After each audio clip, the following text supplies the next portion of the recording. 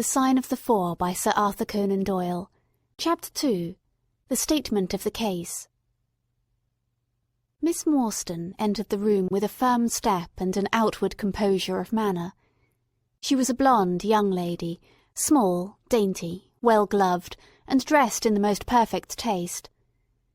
There was, however, a plainness and simplicity about her costume which bore with it a suggestion of limited means.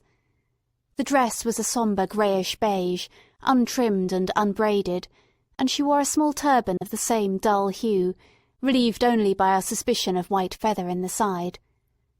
Her face had neither regularity of feature nor beauty of complexion, but her expression was sweet and amiable, and her large blue eyes were singularly spiritual and sympathetic.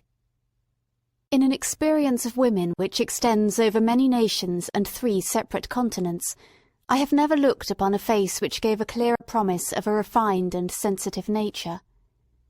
I could not but observe that, as she took the seat which Sherlock Holmes placed for her, her lip trembled, her hand quivered, and she showed every sign of intense inward agitation. "I have come to you, Mr. Holmes," she said, "because you once enabled my employer, Mrs. Cecil Forrester, to unravel a little domestic complication. She was much impressed by your kindness and skill." "Mrs. Cecil Forrester," he repeated thoughtfully. "I believe that I was of some slight service to her. The case, however, as I remember it, was a very simple one." "She did not think so, but at least you cannot say the same of mine. I can hardly imagine anything more strange, more utterly inexplicable than the situation in which I find myself." Holmes rubbed his hands, and his eyes glistened. He leaned forward in his chair with an expression of extraordinary concentration upon his clear-cut, hawk-like features. "State your case," said he, in brisk business tones. I felt that my position was an embarrassing one. "You will, I am sure, excuse me," I said, rising from my chair. To my surprise, the young lady held up her gloved hand to detain me. "If your friend," she said, "would be good enough to stop, he might be of inestimable service to me." I relapsed into my chair. "Briefly," she continued, "the facts are these. My father was an officer in an Indian regiment, who sent me home when I was quite a child. My mother was dead, and I had no relative in England. I was placed, however, in a comfortable boarding establishment in Edinburgh, where I remained until I was 17 years of age. In the year 1878, my father, who was senior captain of his regiment, obtained 12 months' leave and came home. He telegraphed me from London that he had arrived all safe, and directed me to come down at once, giving the Langham Hotel as his address. The message, as I remember, was full of kindness and love. On reaching London, I drove to the Langham, and was informed that Captain Morstan was staying there, but that he had gone out the night before and had not yet returned. I waited all day without news of him. That night, on the advice of the manager of the hotel, I communicated with the police, and the next morning we advertised in all the papers. Our inquiries led to no results, and from that day no word has ever been heard of my unfortunate father. He came home with his heart full of hope, to find some peace, some comfort, and instead—" She put her hand to her throat, and a choking sob cut short the sentence. "The date?" asked Holmes, opening his notebook. "He disappeared upon the 3rd of December, 1878, nearly 10 years ago." "His luggage?" "Remained at the hotel. There was nothing in it to suggest a clue. Some clothes, some books, a considerable number of curiosities from the Andaman Islands. He had been one of the officers in charge of the convict guard there." "Had he any friends in town?" "Only one that we know of, Major Sholto of his own regiment, the 34th Bombay Infantry. The Major had retired some time before, and lived in Upper Norwood. We communicated with him, of course, but he did not even know that his brother officer was in England." "A singular case," remarked Holmes. "I have not yet described the most singular part. About 6 years ago, to be exact upon the 4th of May, 1882, an advertisement appeared in the Times asking for the address of Miss Mary Morstan, and stating that it would be to her advantage to come forward. There was no name or address appended. I had at that time entered the family of Mrs. Cecil Forrester in the capacity of governess. By her advice, I published my address in the advertisement column. The same day there arrived through the post a cardboard box addressed to me, which I found contained a very large and lustrous pearl. No word of writing was enclosed. Since then, every year upon the same date, there has always appeared a similar box, containing a similar pearl, without any clue as to the sender.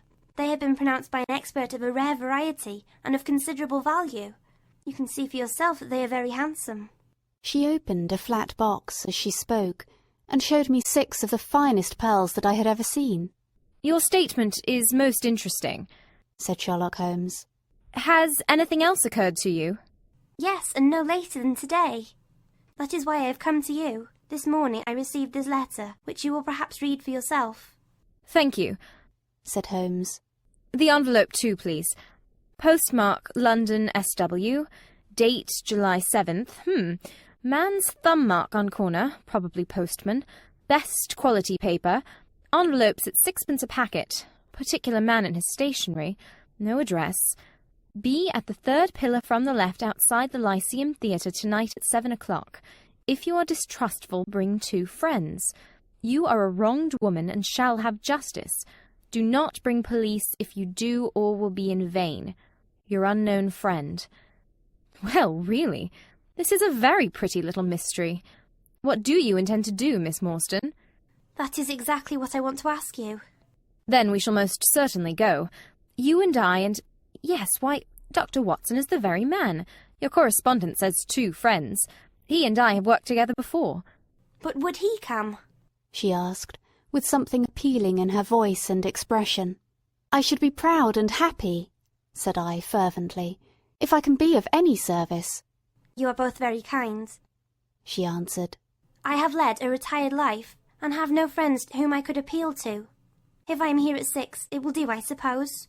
You must not be later, said Holmes. There is one other point, however. Is this handwriting the same as that upon the pearl box addresses? I have them here, she answered, producing 6 pieces of paper. You are certainly a model client. You have the correct intuition. Let us see now. He spread out the papers upon the table, and gave little darting glances from one to the other. They are disguised hands, except the letter, he said presently. But there can be no question as to the authorship. See how the irrepressible Greek E will break out, and see the twirl of the final S. They are undoubtedly by the same person. I should not like to suggest false hopes, Miss Morstan, but is there any resemblance between this hand and that of your father? Nothing could be more unlike. I expected to hear you say so. We shall look out for you then at 6. Pray, allow me to keep the papers. I may look into the matter before then. It is only 3:30. Au revoir, then. Au revoir, said our visitor, and with a bright, kindly glance from one to the other of us, she replaced her pearl box in her bosom and hurried away. Standing at the window, I watched her walking briskly down the street, until the grey turban and white feather were but a speck in the sombre crowd. "What a very attractive woman!" I exclaimed, turning to my companion. He had lit his pipe again, and was leaning back with drooping eyelids. "Is she?" he said languidly. "I did not observe." "You really are an automaton, a calculating machine!" I cried. "There is something positively inhuman at you at times." He smiled gently. "It is of the first importance," he said, "not to allow your judgment to be biased by personal qualities. A client is to me a mere unit, a factor in a problem. The emotional qualities are antagonistic to clear reasoning. I assure you that the most winning woman I ever knew was hanged for poisoning 3 little children for their insurance money, and the most repellent man of my acquaintance, the philanthropist, who has spent nearly $250,000 upon the London poor. In this case, however—" "I never make exceptions. An exception disproves the rule. Have you ever had occasion to study character and handwriting? What do you make of this fellow's scribble?" "It is legible and regular," I answered. "A man of business habits and some force of character." Holmes shook his head. "Look at his long letters," he said. "They hardly rise above the common herd. That D might be an A, and that I an E. Men of character always differentiate their long letters, however illegibly they may write. There is vacillation in his K's and self-esteem in his capitals. I'm going out now. I have some few references to make. Let me recommend this book, one of the most remarkable ever penned. It is Winwood Reade's Martyrdom of Man. I shall be back in an hour." I sat in the window with the volume in my hand, But my thoughts were far from the daring speculations of the writer. My mind ran upon our late visitor, her smiles, the deep, rich tones of her voice, the strange mystery which overhung her life. If she was 17 at the time of her father's disappearance, she must be 27 now, a sweet age, when youth has lost its self-consciousness and become a little sobered by experience. So I sat and mused, until such dangerous thoughts came into my head that I hurried away to my desk and plunged furiously into the latest treatise upon pathology. What was I, an army surgeon with a weak leg and a weaker banking account, that I should dare to think of such things? She was a unit, a factor, nothing more. If my future were black, it was better surely to face it like a man than to attempt to brighten it by mere will-o'-the-wisps of the imagination. End of chapter 2.